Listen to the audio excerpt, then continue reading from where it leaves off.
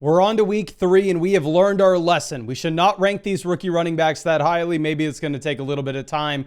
We know who's the running back one, regardless of if Brock Purdy's playing or not. It is Christian McCaffrey. CMC is right back to being the workhorse running back he's always been. The volume that we have had has been so damn consistent that it is almost impossible to even consider anybody else here. Looking at this matchup in particular for McCaffrey, you're going up against the Arizona Cardinals, and the San Francisco 49ers have an implied team total about 22.5 points. The sportsbooks are saying even with no Purdy, they should still be a good offense, and we've had back-to-back performances with at least 20 fantasy points. Now, Bijan Robinson's actually been losing some work to Tyler Algier, but frankly, it hasn't mattered. One, because Bijan looks like he may be the most talented running back in the NFL at this point, and two, the receiving involvement has been phenomenal. He's actually had 12 targets through the first 2 weeks, and this matchup against the Carolina Panthers is one in which the Atlanta Falcons are heavily favored and should be able to run the ball in the second half, very similar to what they just did this past week against the Minnesota Vikings. Now, I have Saquon Barkley as the running back one for my own team. I really hope I can one day rank him as the number one overall running back in our weekly rankings, but the Eagles just have an absolute brutal schedule since they won the Super Bowl last year. I mean, back-to-back weeks with at least 17 fantasy points, but we haven't had the true 30, 40-point performance from Barkley that we had a couple times last season. It's what I'm waiting for, but I don't love the matchup going up against the Los Angeles Rams, and then Jahmyr Gibbs will be the last tier 1 running back. We have seen Gibbs in 2 different environments at this point.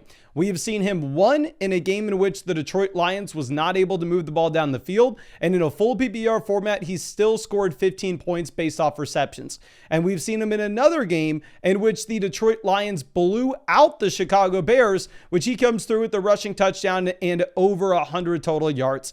This game environment against the Baltimore Ravens currently has the highest over-under of any game in the NFL this week, and it does look like the Detroit Lions are 5.5-point dogs, so the expectation should be that they're actually throwing the ball in the second half, which obviously we know that's going to favor Gibbs over David Montgomery. Now, going over to tier 2, we are going to have Jonathan Taylor going up against the Tennessee Titans.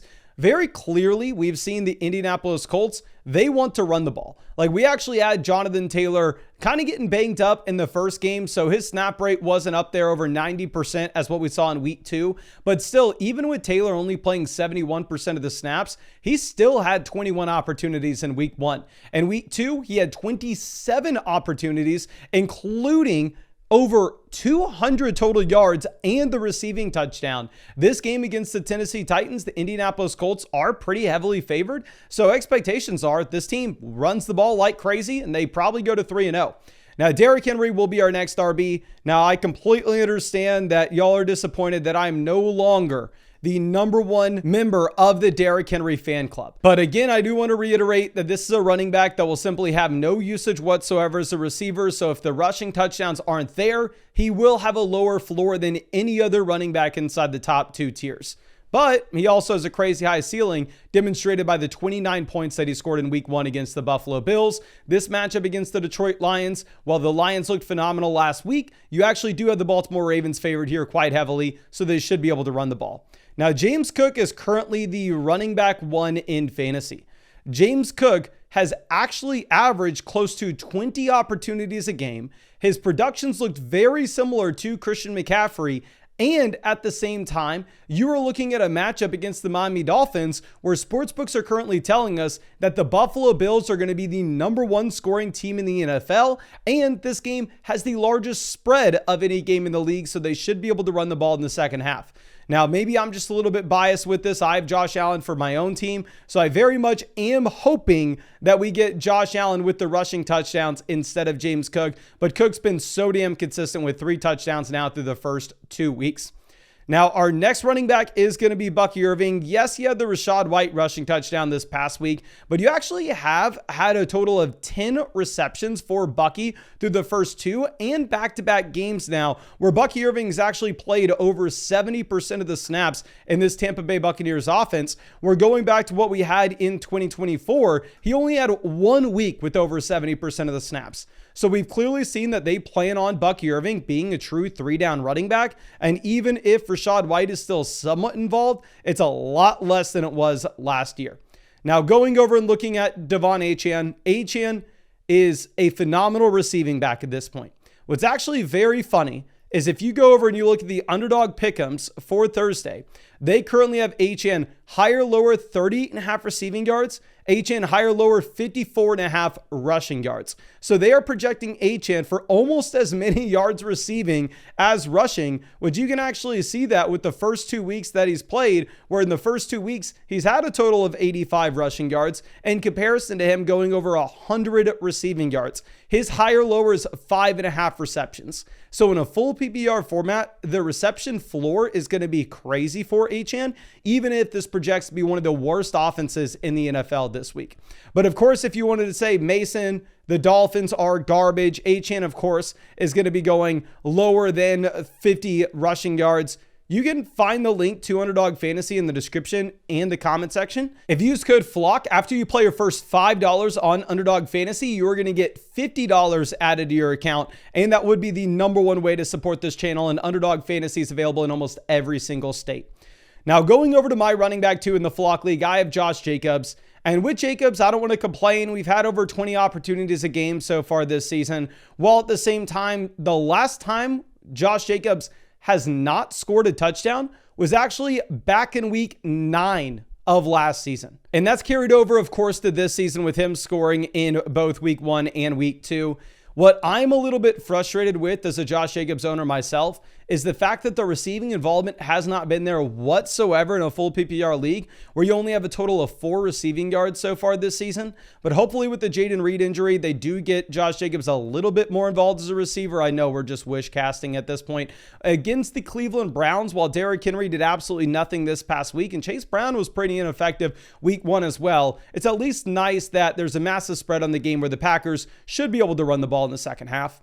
Now, moving over to our next tier, we are going to have Alvin Kamara. Alvin Kamara in a full PPR format has actually been just about the same as what we've had with Josh Jacobs. And obviously, we are actually getting the reception floor, where over the past 2 weeks, Kamara has had a total of 8 receptions. This matchup specifically going up against the Seattle Seahawks is pretty difficult. However, while I understand that Jaylen Warren had a great week this past week, this Seahawks defense is really good, and the New Orleans Saints project to be the second worst offense in the league this week, only ahead of the Cleveland Browns. Now, Chase Brown's projections are obviously going to be much worse this week than what they've been because now you're not going to have Joe Burrow. And I completely understand people coming through and saying, oh, no, Joe Burrow means they're going to have to go through and they're going to have to run the ball more. And maybe that's true, but I would rather Joe Burrow be under center. That way we had more trips to the red zone. We had more TD opportunities for Chase Brown. I still don't think we've had another running back in Cincinnati actually log a carry for this Bengals offense. So while the projections are much lower with this overall offense and it's a tough matchup, I still think Chase Brown's going to be a must-start running back, just given the guaranteed volume that he has in this offense. And at the same time, you're getting a reception floor where he's had 6 targets through the first 2 weeks. Now, I understand that I may be a clown for ranking Ashton Jeanty here, and I completely get it. But if we are looking at Jeanty, this is a running back that has soaked up every opportunity in his offense. He is a rookie, and the only other running back in this backfield to even touch the ball, at least as a carry, has been Zamir White, who's been completely ineffective. Ashton Jeanty has had a total of 30 carries. He's had a total of 6 targets. He's looked very good when he's had the ball in his hands. A big issue that you're going to have, however, is just the Raiders' offense has been one of the worst in the league, and this overall offensive line has been garbage as well. But it is beneficial that in this game against the Washington Commanders, it looks like Jaden Daniels won't be playing, so it should give the Raiders at least a little bit more of an opportunity to actually run the ball. Now, Javonte Williams has been way better than what we are giving him credit for with these rankings.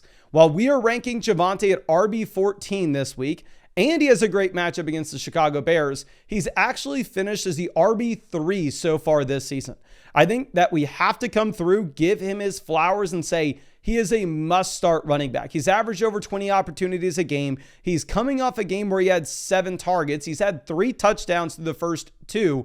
And the Dallas Cowboys project to be one of the best offenses in the league this week going up against the Chicago Bears. I think this game's right up there with the Baltimore Ravens and Detroit Lions having the highest over-under of any game in the league this week. Now, of course, I'm a little bit hesitant on a running back like Javonte, where in 2024, he was absolutely nothing. In 2023, he was absolutely nothing. In 2022, he was injured. The only stretch of games that Javonte's looked good in his entire NFL career has been weeks 12 through about 14, that 3-week stretch as a rookie, and then what we've had in the first few weeks of 2025. So the larger sample may be scaring me off Javonte Williams, but game environment and what he's done through the first 2 years screams that he's somebody that you just absolutely have to start at this point. Now, Kyren Williams, obviously we know that he's not really going to be catching the ball out of the backfield. And at the same time, it's a really tough matchup that you have going up against the Philadelphia Eagles. Now, the snap rate still incredible. Back-to-back weeks with at least playing 70% of the snaps here for the Los Angeles Rams. But you did get the red zone usage for Blake Corum this past week, which should lower the overall floor for Kyren Williams because these running backs that aren't going to catch the ball, it's really touchdown or bust. And again, this is a really tough matchup to go up against with the Philadelphia Eagles. Now, Jordan Mason is going to remain in the tier of must-start running backs for us, regardless of if it's McCarthy, regardless of if it's Wentz. The Vikings project to be a pretty decent offense this week. Of course, a lot of this has to do with the fact that they get to go up against the Cincinnati Bengals, but the Vikings are favored in this game. They have an implied team total of 22 points, and Jordan Mason should have almost every single touch in this backfield now that you have no Aaron Jones. Going back and looking at the games in which we had no McCaffrey last year in San Francisco, Jordan Mason played 81%, 81%, 75%, 75% of the snaps. The one thing that I do want to point out, which is going to limit Jordan Mason, where I can't put him as a top 10 running back this week, is we haven't ever seen Jordan Mason be a prolific receiving back in the NFL. So if the reception volume was going to be better, I think we'd have him higher in our rankings. However, I don't love the offense, and I don't think he's going to be a phenomenal receiver. Now, my running back 3 that's going to be in my first flex spot this week is Travis Etienne, and I'm still rolling with Etienne. Don't get me wrong. I completely understand that Byshell Tootin had a really nice receiving touchdown this past week, but that didn't stop Travis Etienne from still seeing 17 opportunities. That didn't stop Travis Etienne from still seeing 66% of the snaps here in Jacksonville. The one thing that I'm going to be concerned about is this is a much tougher matchup that you have going up against the Houston Texans, and at the same time, Travis Etienne really isn't getting any involvement on third downs, which is going to be something that I'm really frustrated with. Now, Breece Hall will be our next running back. If we are looking at Breece, I'm assuming that we don't have Justin Fields this week. Right now, sportsbooks are projecting the Jets to be a bottom 5 offense in the league. However, that was the case coming into the season. That was the case last week when the Jets had Justin Fields. So I think that this is just going to be par for the course for this New York Jets offense. Clearly, they want to be very run heavy. They are at the very bottom of the league when it comes to their pass rate over expectation. So they're going to run the ball like crazy. Braylon Allen doesn't really look to be a massive contributor at this point, but Isaiah Davis is stealing some work as a receiver. Now, for the Carolina Panthers, one, we've already seen Bryce Young look very bad for the vast majority of his career. And two, the Panthers just saw significant injuries to their center and a guard on their line. So all of a sudden, the Carolina Panthers offensive line is going to be getting worse. This was already a bad offense. And going up against the Atlanta Falcons, we just saw the Minnesota Vikings against this defense really not be able to make any plays. So while Chuba Hubbard has the guaranteed volume, I'm going to be somewhat concerned for those reasons. Kind of similar to Tony Pollard. Tony Pollard's the running back 4 on my team, and I am going to be starting Tony Pollard in my second flex spot. I'm already committed to that. But with Pollard, it's not a great offense, and you're really just jamming him given the role. Like back-to-back weeks for Tony Pollard where you have had at least 89% of the snaps. And on top of that, you're looking at Tony Pollard actually averaging 20 opportunities a game through the first 2. Now, my big concern with Pollard is it's not a great offense. Not only is it not a great offense, but on top of this, Tony Pollard has only had 1 reception so far this season. So as somebody that's starting Pollard, I'm not in love with the receiving role. I'm not in love with the offense. But if you're going to get 20 carries, simply you're having to get into my lineup. Now, DeAndre Swift will be our next RB. When we're looking at DeAndre Swift, I believe we had Swift still as the 3-down running back against the Detroit Lions for the vast majority of the game until we got to garbage time. Now, with that in mind, has DeAndre Swift been good with this role? No, he has not. But DeAndre Swift has had the consistent volume. You go and look at week 1, he had 22 opportunities. We look at week 2, he had 15. And while the snap rate cratered, a lot of that was due to the fact that they took DeAndre Swift off the field when it was the end of the game and it didn't matter whatsoever. And looking at the Chicago Bears in this game against the Dallas Cowboys, they're actually currently favored and they have an implied team total of 26 points. So this is a very sneaky spot for a DeAndre Swift bounce back. And if you have Swift, I would highly recommend putting him in your starting lineup. Now, going over and looking at Kenneth Walker, great this past week. And at the same time, you're in a game in which the Seahawks are heavily favored over the New Orleans Saints. You actually have 105 rushing yards from Kenneth Walker last week. Now, I can't rank Kenneth Walker as a must-start running back. The reason for that is while he's looked significantly better than Zach Charbonnet is still playing ahead of him.